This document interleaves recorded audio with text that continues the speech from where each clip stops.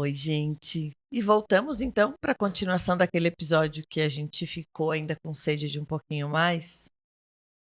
Paty, a gente estava falando aqui do profissional, que a empresa, né, não demite, ele é o leve trás, mas ele é a pessoa mais produtiva.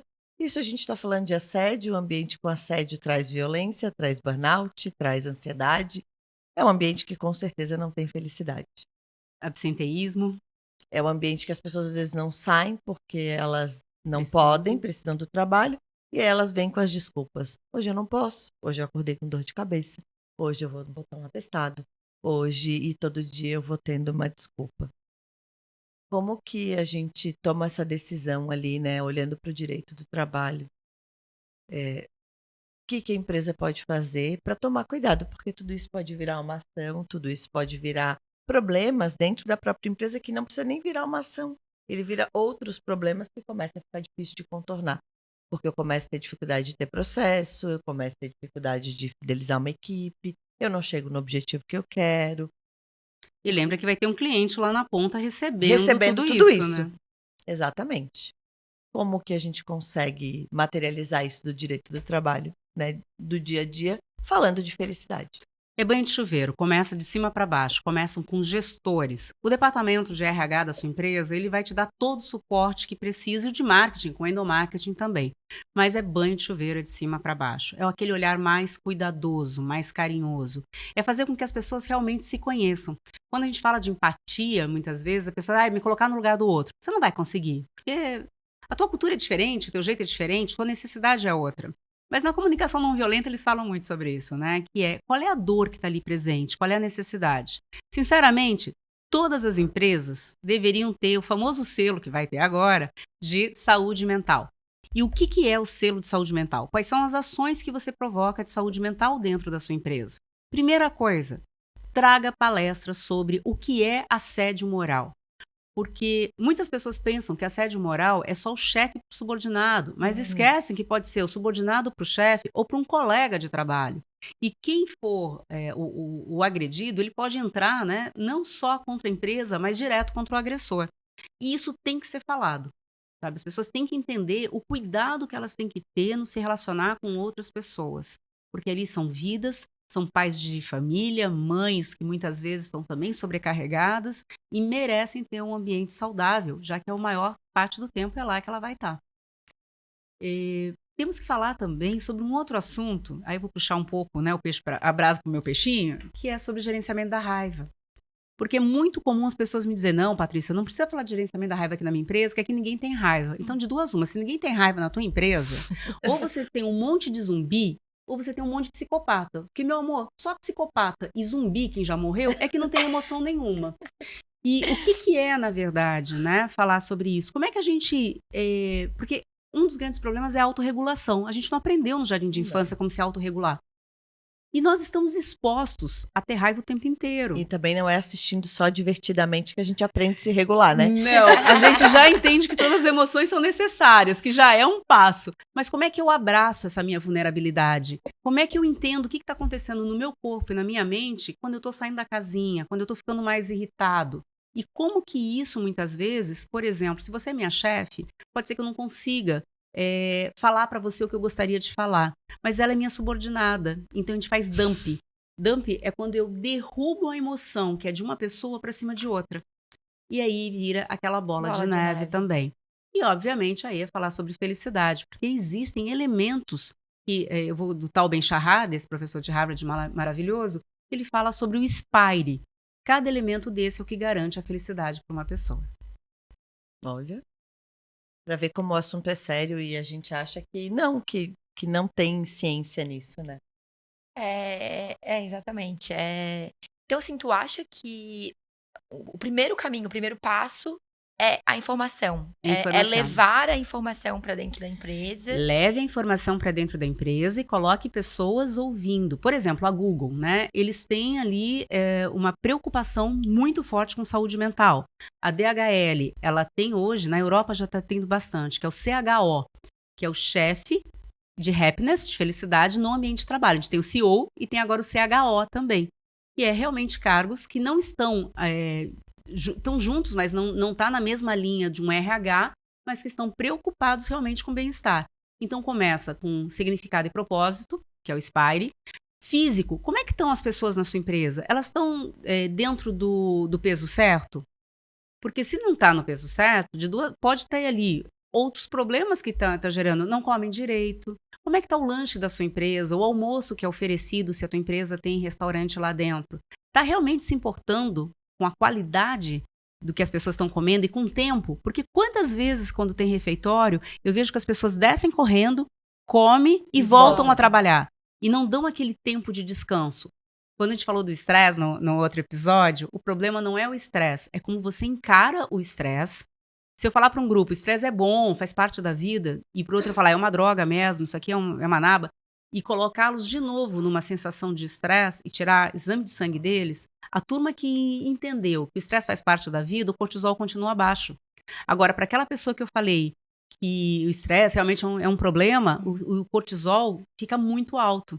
E o cortisol é o que acaba vindo com a adrenalina quando você está com a amígdala acionada, a amígdala da cabeça, que tamanho de uma ervilha, em 6 segundos ela aciona, que ela está ali para ver ameaças. Só que ela não é tão inteligente. A ameaça pode ser um pensamento negativo teu, ela aciona também. E descarrega cortisol na corrente sanguínea, que é o hormônio do estresse, e acaba baixando a imunidade. Baixa a imunidade, ganha peso, fica mais cansado, baixa outras vitaminas. Pavio curto, pavio fica mais curto. A dopamina, que é o hormônio da felicidade, não é produzida quando esse cortisol está na corrente sanguínea. É aquela história de eu querer bater meta, a sensação de prazer, que é da serotonina, que é produzida no intestino, mas ativada no cérebro, ela só consegue no bem-estar. Então falta gratidão. Quais são os movimentos de gratidão que a gente pode fazer dentro da nossa empresa? Eu falei do físico, a gente tem algum tipo de plano com academia? Porque os benefícios, porque benefícios hoje, todos eles podem estar focados no bem-estar. Porque, vamos supor, se eu dou um vale alimentação, quem me garante que ele não está consumindo álcool naquilo?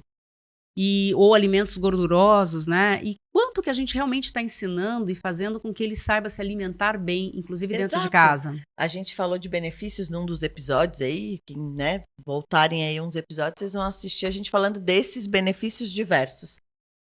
Mas quanto a gente tem educado as pessoas a usar os benefícios, né? A gente trouxe essa provocação até lá no Concar sobre isso. Ótimo, às vezes tu traz R$50 para a pessoa no salário e não fez nada. Traz, mas olha, mas tu não explica para ela quanto aquele benefício pode rentabilizar de academia, de saúde mental, de ter um apoio de terapia, de fazer esse ensino para as pessoas, porque tu também trouxe ali no episódio anterior.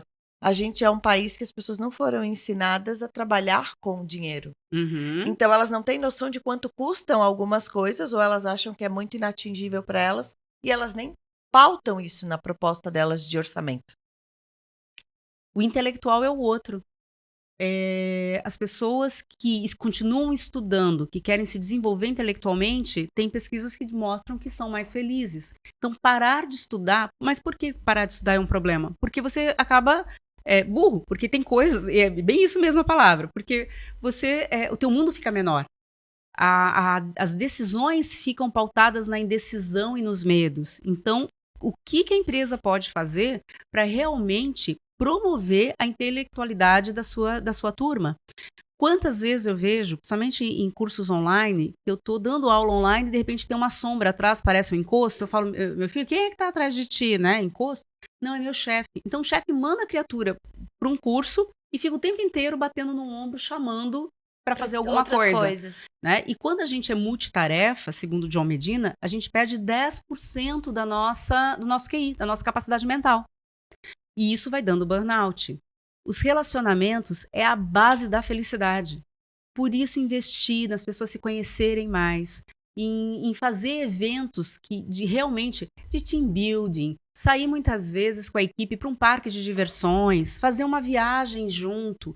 Isso fortalece a felicidade, a imunidade e principalmente a felicidade.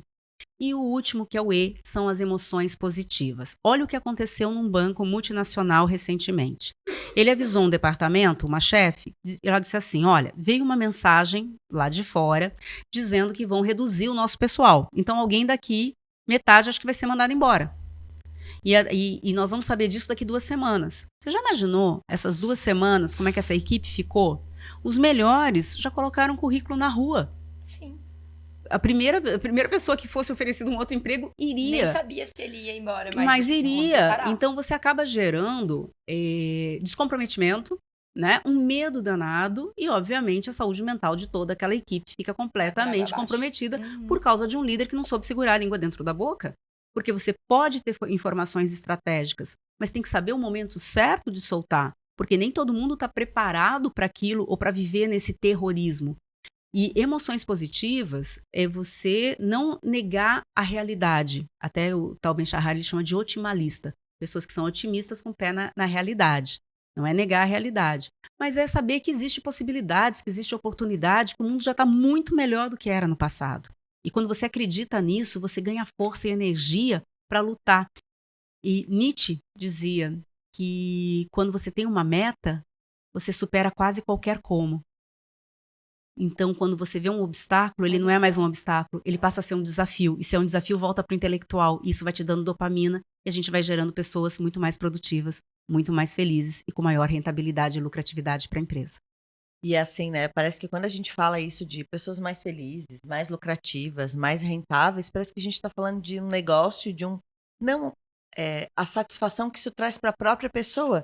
Porque eu não preparo ela para trabalhar na minha empresa, eu preparo ela para viver no mundo.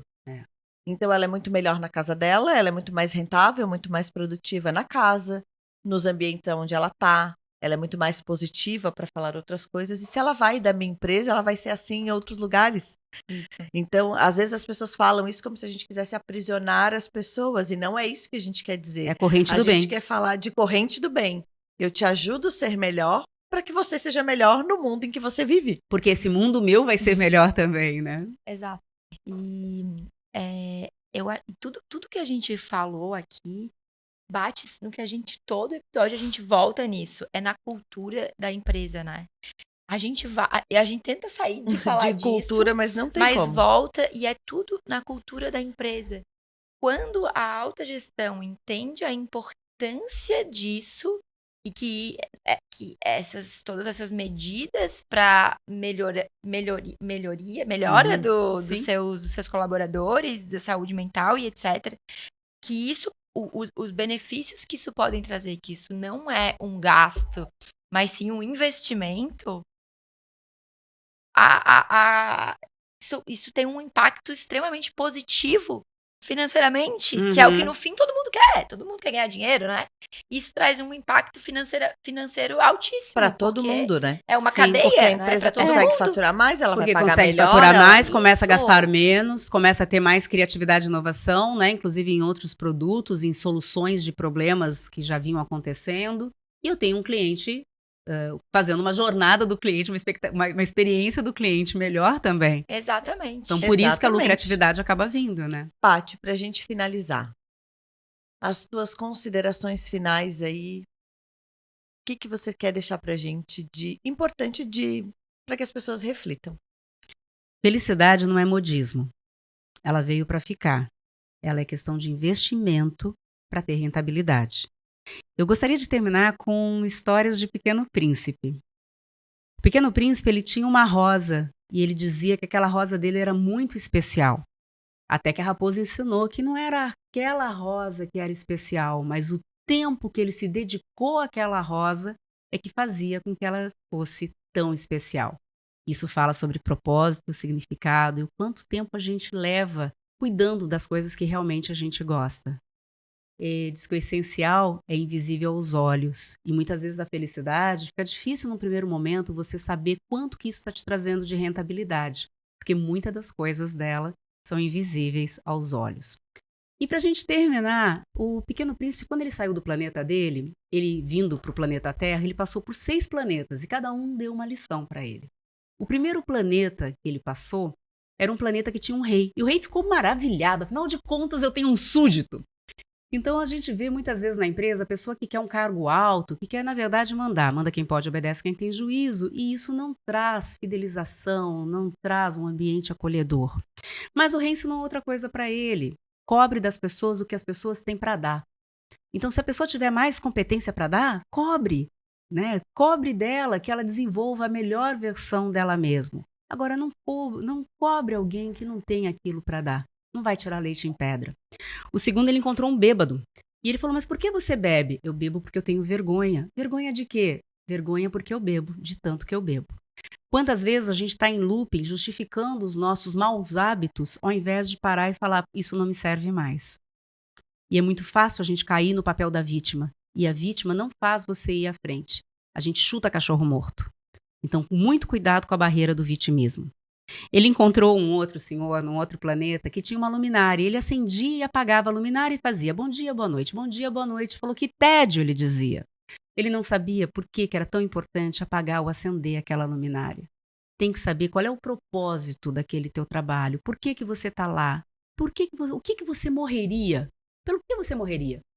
Se eu sei essa resposta, eu sei para que serve a minha vida, para que eu estou aqui, para aquilo que eu vou lutar. Ele encontrou um empresário que contava estrelas num outro planeta. E depois que ele acabava de contar, ele ficava tão enlouquecido se tinha contado certo ou não, que afinal de contas ele achava que todas as estrelas eram dele. Aonde está o suficiente? Muitas vezes a gente esquece e fica naquela busca inconstante, né? Que eu quero mais, mais, mais, mais. E o que já é suficiente? Porque essa busca inconstante parece que é um vazio que está lá dentro e a gente acaba não olhando para nós ou esquecendo que a minha maior felicidade é poder promover a felicidade numa outra pessoa. Ele encontrou o vaidoso, só gosta de receber elogios. Elogios são bons, amaciam o nosso ego, mas olha só, o ego, quando ele cresce, amassa o cérebro. Cuidado, porque é nos feedbacks construtivos que alguém teve coragem de me falar no que eu poderia ser melhor e confiou que eu poderia ser melhor, senão não teria me falado, é onde a gente pode se desenvolver e crescer. O oposto do amor, por incrível que pareça, não é o ódio, como muitas pessoas pensam, mas a indiferença. Aliás, o Luciano de Camargo já sabia disso. A indiferença é que me mata, meu bem. Então, se alguém te der um feedback, é que você não é indiferente a ele, é que essa pessoa gosta de você. E por último, ele encontra o geólogo, que conhecia todos os mapas e estudava tudo, mas nunca tinha saído da cadeira dele. De nada adianta eu conhecer o mundo por papéis se eu não for lá ver. Às vezes eu tenho que levar minha turma, conhecer o meu cliente, ver o processo de um outro departamento, sabe, sair da cadeira literalmente para eu poder entender que esse conhecimento ele só é útil se realmente for colocado na prática e melhorar a vida de alguém. Gente, é um prazer participar dessa conexão. Prazer é nosso. Foi e ótimo. que aula. Que aula. Obrigada, Paty. Obrigada a vocês. Gostaram? Deixa Venha um mais like aí. vezes. E curte, tragam perguntas. Paty, quer deixar suas redes? A gente vai colocar lá no episódio, mas deixa suas redes aqui para as pessoas te seguirem. Olha que interessante. É Conexão Patrícia Santos. Olha só! Beijo, gente. Obrigada. Tchau, tchau.